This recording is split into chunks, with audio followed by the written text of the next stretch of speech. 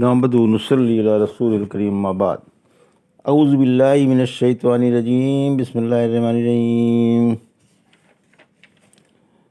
ولا اقول لكم عندي خزائن الله ولا عالم الغیب ولا اقول انی ملک ولا اقول للذین تزدری اعینکم لن یؤتیہم اللہ خیرا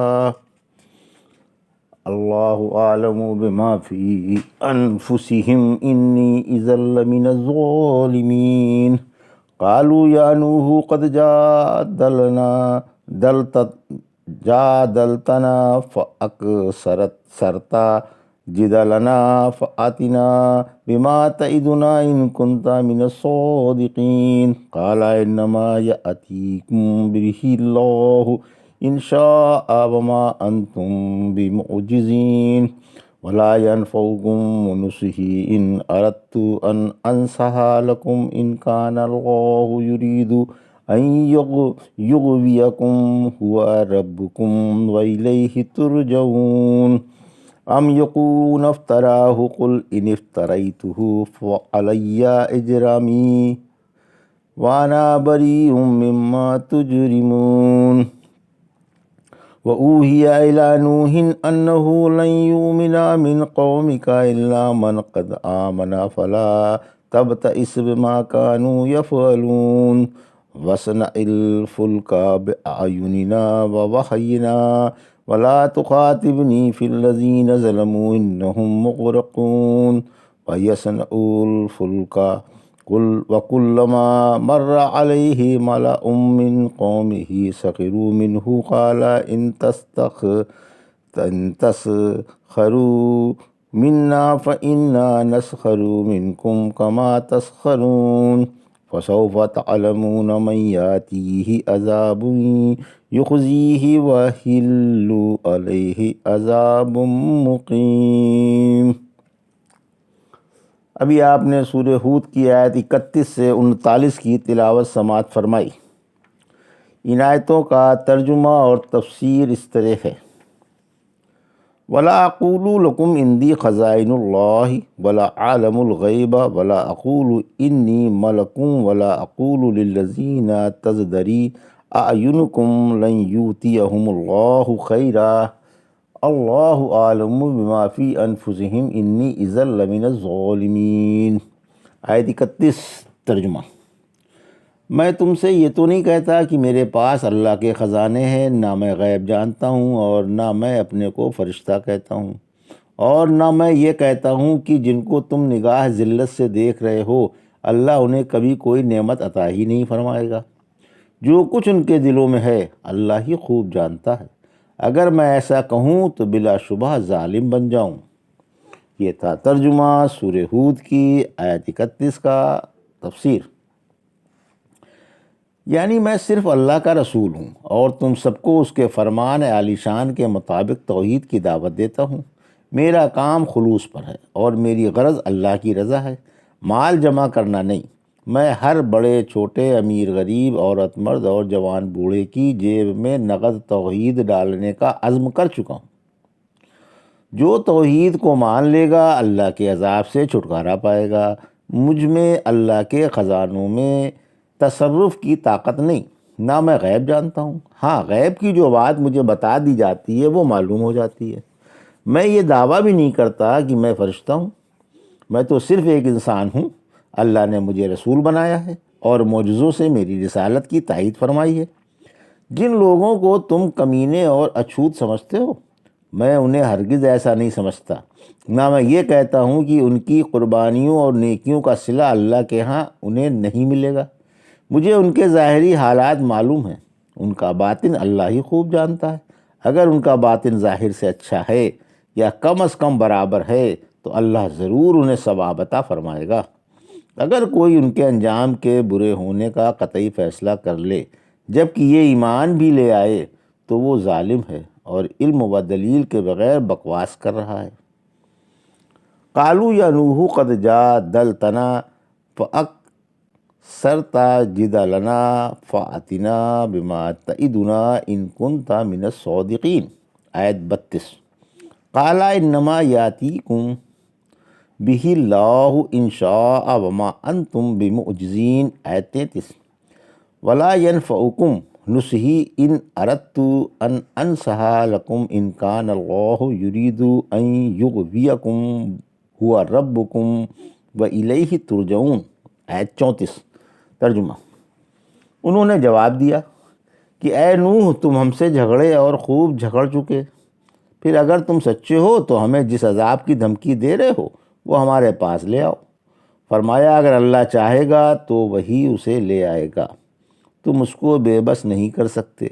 اگر اللہ تمہیں گمراہ کرنا چاہتا ہے تو تمہیں میری ہمدردی فائدہ نہیں پہنچا سکتی، گو میں تمہاری کتنی ہی ہمدردیاں کروں، اللہ ہی تمہارا رب ہے اور اس کے پاس تم سب کو لوٹ کر جانا ہے۔ یہ تھا ترجمہ آیت 32 سے 34 کا۔ تفسیر آیت 32۔ عذاب کا مطالبہ۔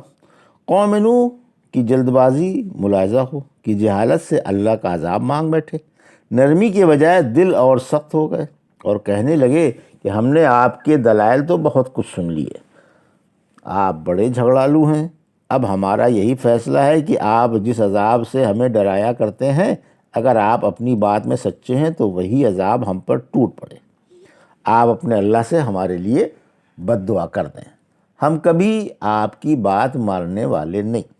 آیت 33۔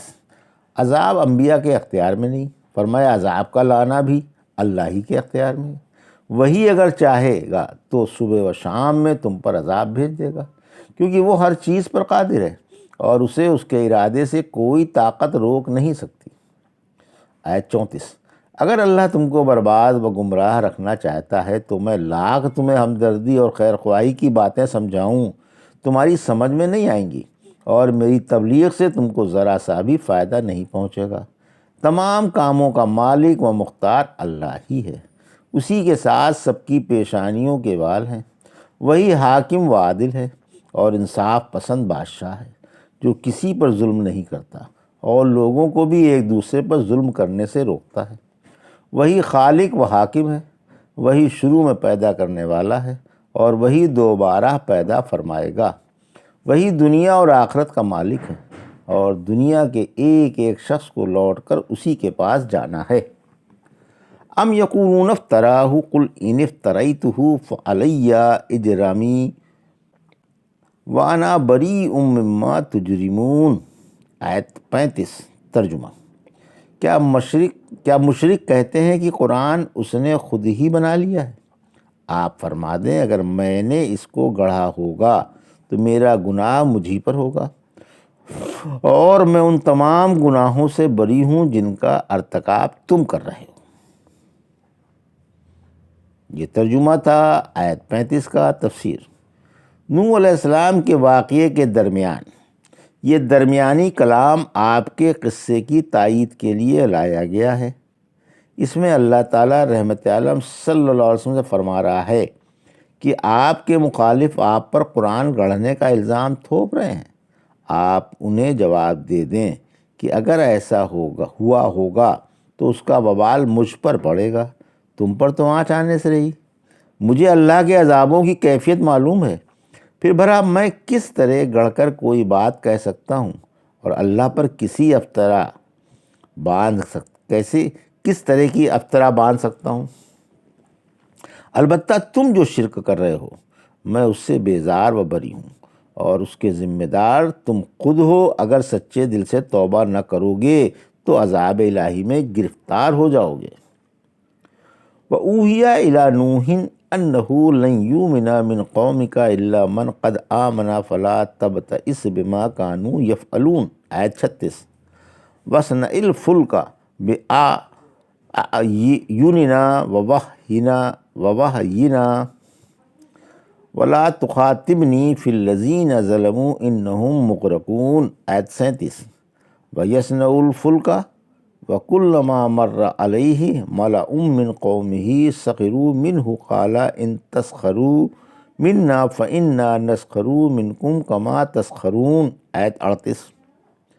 فَسَوْفَ تَعْلَمُونَ مَن يَأْتِيهِ عَذَابٌ يُخْزِيهِ وَيَحِلُّ عَلَيْهِ عَذَابٌ مُقِيمٌ، آیت 39 ترجمہ۔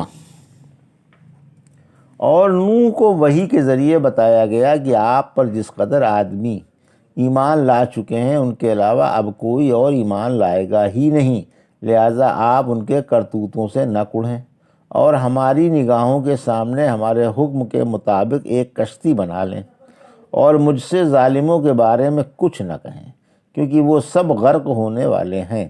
اور آپ کشتی بنانے لگے، جب کبھی آپ کے پاس سے آپ کی قوم کے سردار گزرتے تو آپ کا مذاق اڑاتے۔ آپ جواب دیتے کہ اگر تم ہمارا مذاق اڑا رہے ہو تو ہم بھی کل تم پر ہنسیں گے جیسے تم ہم پر ہنس رہے ہو۔ عنقریب تم جان لو گے کہ کس پر رسوا کن عذاب آتا ہے اور کس پر دائمی عذاب اترتا ہے۔ یہ تھا ترجمہ آیت 36 سے 39 کا۔ تفسیر آیت 36۔ نوح علیہ السلام کی بد دعا۔ جب نوح علیہ السلام نے قوم کے عذاب کا مطالبہ سنا اور وحی کے ذریعے آپ کو معلوم ہو گیا کہ اب آپ کی قوم میں سے کوئی ایمان لانے والا نہیں، تو آپ نے دعا کے لیے اپنے مقدس ہاتھ پھیلا دیے اور دعا مانگی۔ سورہ نوح کی آیت 36۔ اے پروردگار، روئے زمین پر ان کافروں میں سے کسی کو زندہ نہ چھوڑ۔ سورہ قمر آیت 10۔ پروردگار میں بے بس ہوں، عاجز آ گیا ہوں اور تنگ ہوں، میری مدد فرما۔ دعا قبول ہوئی۔ آسمان سے خبر آئی کہ آپ ان بے ایمانوں کی باتوں پر دھیان نہ دیں اور ان کے شرمناک اور انسانیت سوز حرکتوں پر دلگیر نہ ہوں۔ آیت 37۔ کشتی تیار کرنے کا حکم۔ آپ ہماری ہدایتوں کے مطابق ایک کشتی تیار کر لیں، میں کشتی کی تیاری دیکھ رہا ہوں۔ خبردار، ظالموں کے بارے میں مجھ سے کوئی بات نہ کرنا، میرا فیصلہ ہو چکا ہے کہ یہ تمام پانی میں ڈبو کر ہلاک کر دیے جائیں گے۔ آیت 38۔ نوح علیہ السلام اللہ کی ہدایتوں کے مطابق کشتی کی تیاری میں مصروف ہو گئے۔ لوگ آپ پر ہنسنے لگے اور چلتے پھرتے آپ کو چھیڑتے اور آپ پر آوازیں کستے تھے، کیونکہ آپ کو جھوٹا جانتے تھے، انہیں عذاب کا بالکل یقین نہ تھا۔ آپ جواب میں فرما دیتے کہ آج تم ہم پر ہنس رہے ہو تو کل جب عذاب آئے گا تو لوگ تم پر ہنسیں گے۔ آیت 39۔ تم کو جلدی ہی معلوم ہو جائے گا کہ کون اللہ کے قہر و غضب کا اور خطرناک ذلت والے عذاب کا شکار ہوتا ہے۔ آخرت کا عذاب کس کے گلے کا ہار بنتا ہے جو ہمیشہ ہمیش کے لیے ہوگا اور کبھی ہٹایا نہ جائے گا۔ یہ تھا ترجمہ اور تفسیر سورہ ہود کی آیت 31 سے 39 کی جو ابھی آپ نے سماعت فرمائی۔ بارک اللہ لی و لکم فی القرآن الحکیم و نفعنی وایاکم بآیات الذکر الحکیم۔